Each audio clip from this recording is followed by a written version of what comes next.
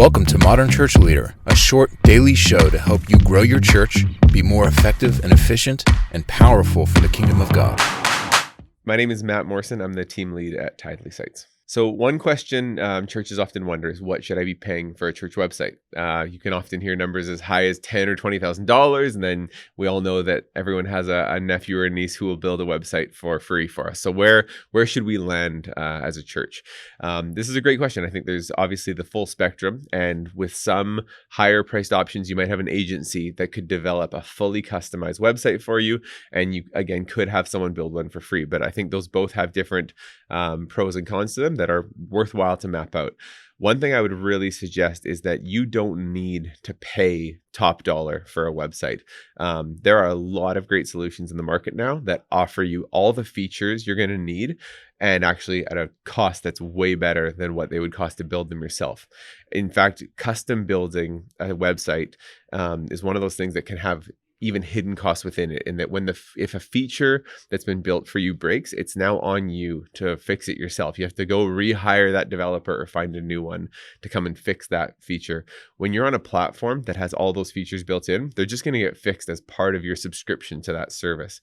And so I would really recommend finding, rather than kind of some really high upfront cost, finding a monthly subscription service to subscribe to, because it means you're going to have that built-in support, you're going to have that built-in development team, and there's going to be updates happening all the time to it for you, which is great. Sometimes there can be a hesitation to paying a monthly fee because maybe it seems a little bit higher than what you might be paying for your current hosting bill, or maybe you don't have a hosting bill, so you're all of a sudden struggling with that. You have to have this new bill to pay.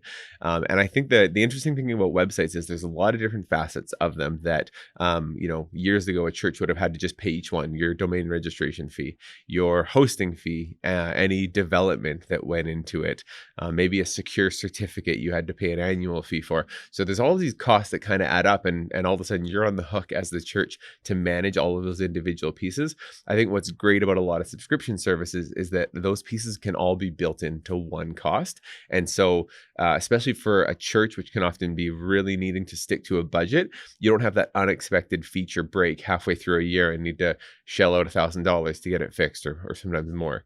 And so with that, we can have a set budget, know exactly what your website's going to cost you, and that it's just going to keep working for you the whole way. So I think that when you're looking to solve this problem, to avoid those kind of bigger upfront costs or kind of having to manage everything yourself, there's just been a new model of website development that's kind of come out in these past few years. And that idea of a subscription as a service, where you can have all those pieces built into one. And I just highly suggest not to reinvent the wheel. There can often be great advantages, especially if you're a larger church, to custom building, because now the world's our oyster. We can do everything we want, but it's going to cost you in certain ways going forward, in that, like I said, it becomes yours to manage. You have to make sure it's working right.